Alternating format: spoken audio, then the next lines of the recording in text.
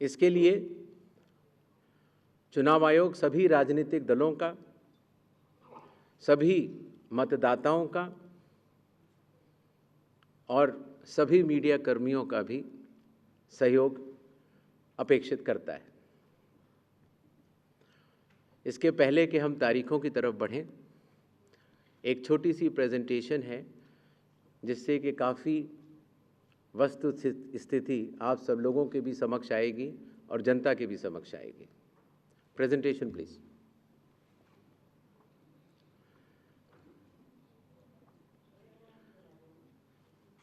बिहार में कुल 243 विधानसभा क्षेत्र हैं। इसमें अनुसूचित जाति के लिए 38 और अनुसूचित जनजाति के लिए 2 रिजर्व्ड हैं। नेक्स्ट। एक ओवरव्यू अगर लिया जाए मतदाताओं का,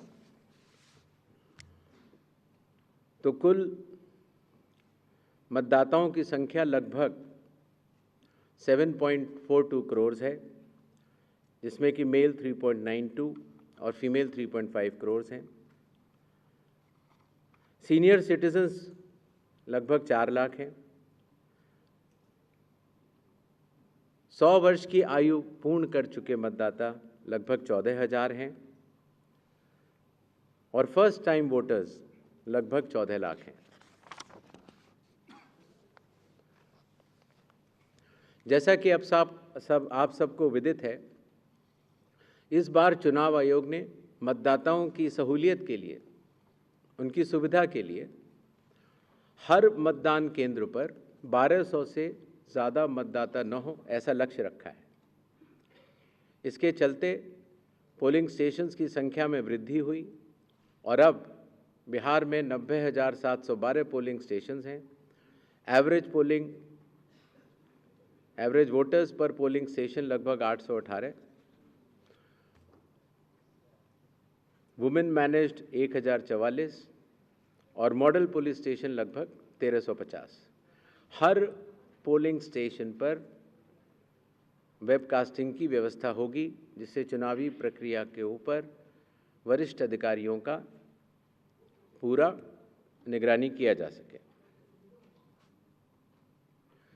बिहार में कुछ इंटरेस्टिंग चीज़ें भी हैं।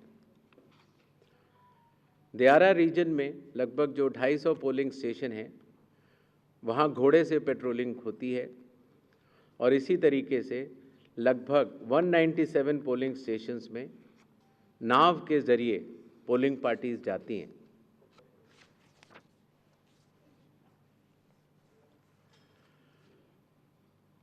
चुनाव आयोग के निर्देशों के अनुसार हर मतदान केंद्र पर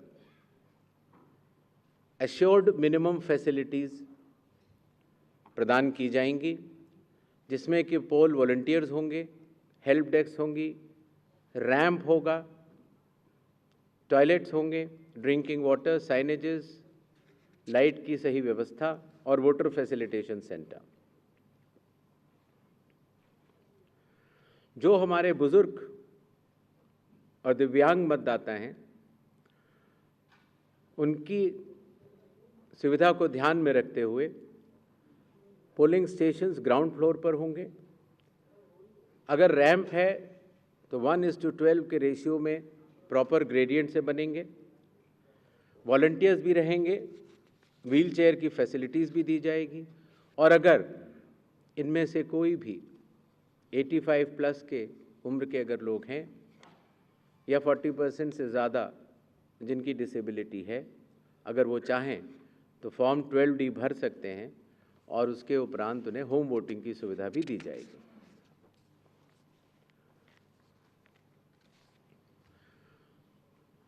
बिहार के दौरे पर चुनाव आयोग ने जिला मजिस्ट्रेट्स को, सुपरिंटेंडेंट्स ऑफ पुलिस को और सभी एनफोर्समेंट एजेंसीज को सख्त निर्देश दिए हैं, zero tolerance to any violence, no scope for any kind of intimidation or threat to voters or candidates. CAPF will be deployed adequately and in advance as a confidence-building measure.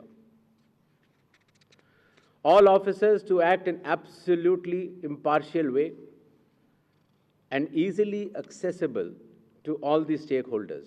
इसके बारे में मैं आपको बाद में भी बताऊंगा। अगर कोई फेक न्यूज़ या मिस इन्फॉर्मेशन होती है,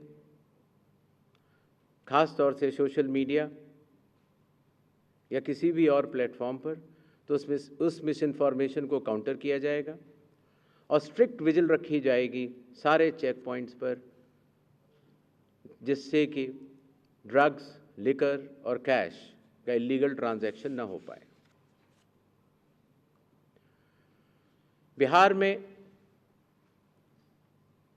बिहार के पूरी चुनाव का तंत्र है, उसके साथ मिलकर बिहार के इन चुनावों में 17 नए इनिशिएटिव्स लिए जा रहे हैं, जो कि बिहार से शुरू होकर पूरे देश में लागू होंगे। चुनाव आयोग ने इसके ऊपर एक इनिशिएटिव के ऊपर काफ़ी चर्चा और इनकी प्रायोगिकता को देखते हुए ये कदम उठाया है और एक ऐतिहासिक कदम इसको माना जाएगा। ट्रेनिंग, पहली बार जो चुनाव आयोग का ट्रेनिंग इंस्टीट्यूट है,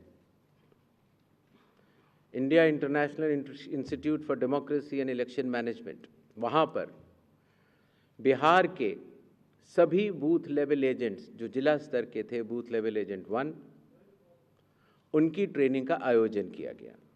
इसी तरह से अब जहाँ जहाँ चुनाव होंगे वहाँ वहाँ बूथ लेवल एजेंट्स 1 की भी ट्रेनिंग IIIDM द्वारिका में की जाएगी। जो बूथ लेवल ऑफिसर्स होते थे, पहले उनकी ट्रेनिंग या तो विधानसभा स्तर पर हो जाती थी या कई बार जिला स्तर पर। तो इस बार हर विधानसभा क्षेत्र के 4 से 5 BLOs को IIIDM में बुलाया गया और उनको चुनावी प्रक्रिया के बारे में अवगत कराया गया, जिससे कि हमें अब जो चुनावी तंत्र है, जो ज़मीनी स्तर का चुनावी तंत्र है, उसमें बहुत ही ज़्यादा बदलाव देखने को मिला।